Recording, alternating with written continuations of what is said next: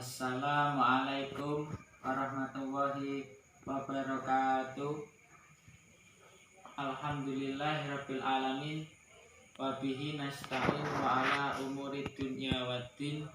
Wassalatu wassalam ala asrafil anbiya wa imamil mursalin sayyidina wa maulana Muhammadin wa ala alihi wa sahbihi ajmain, amma ba'd.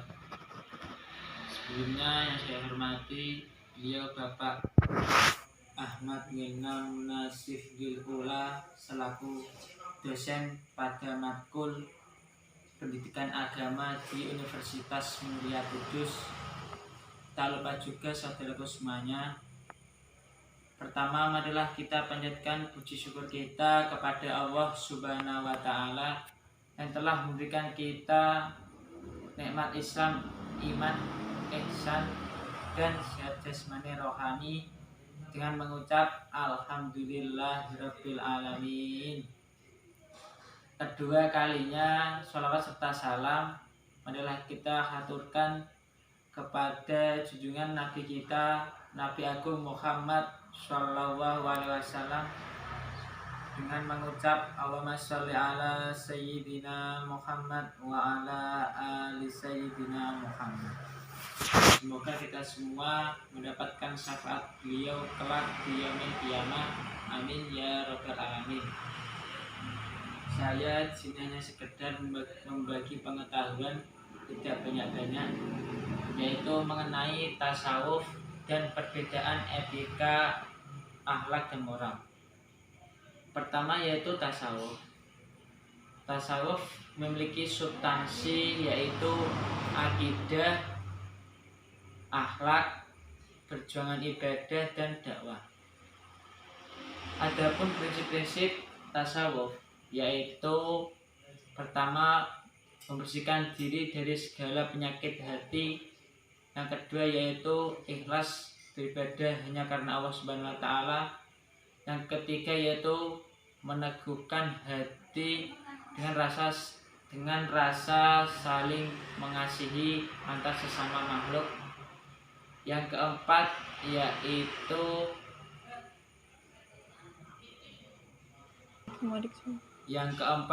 menghiasi diri dengan akhlakul karimah. Nah, jadi tasawuf adalah suatu bentuk perjuangan dalam beribadah yang disertai dengan akhlak dan bertujuan hanya mendapatkan ridha Allah Subhanahu wa Ta'ala. Nah, apa yang menjadikan faktor bahwa tasawuf itu penting?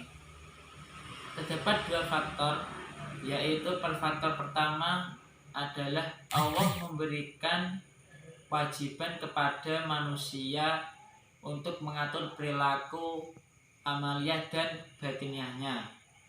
Yang kedua yaitu Allah menilai hambanya tidak hanya pada amal lahiriahnya saja, melainkan amal batiniahnya juga. Jadi amal batinnya harus seimbang dengan amal lahiriah. Sebagai satu contoh yaitu niat. Niat merupakan tahap awal sebelum kita melakukan ibadah. Jadi jika niat sudah tidak baik, maka hasil ibadah pun juga bisa saja menghasilkan dosa ataupun tidak bisa diterima oleh Allah Subhanahu wa Ta'ala, seperti riya, sombong dan lain-lain.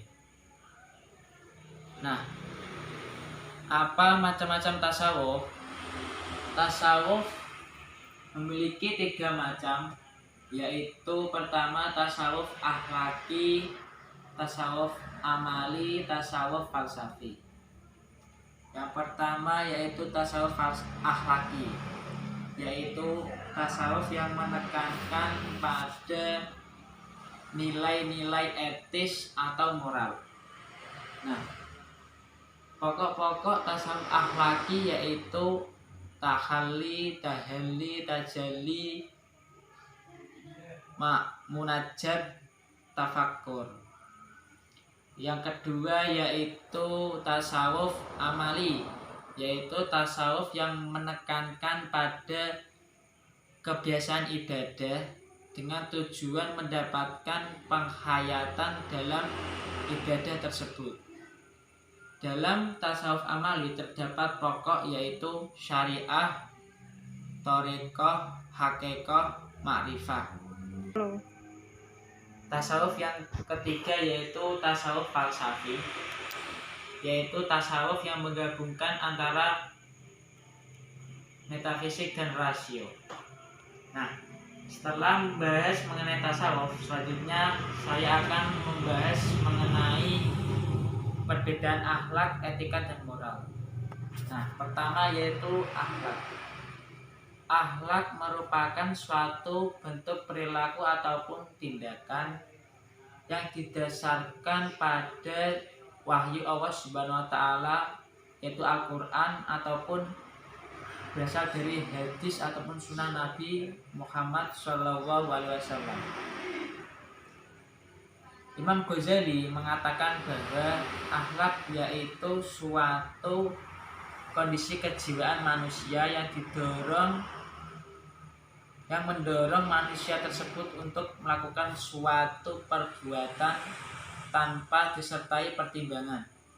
Jadi akhlak juga berkaitan dengan kebiasaan. Nah, saya ambil satu contoh mengenai akhlak yang sudah umum di masyarakat, yaitu kebiasaan mengucapkan salam dan menjawab salam.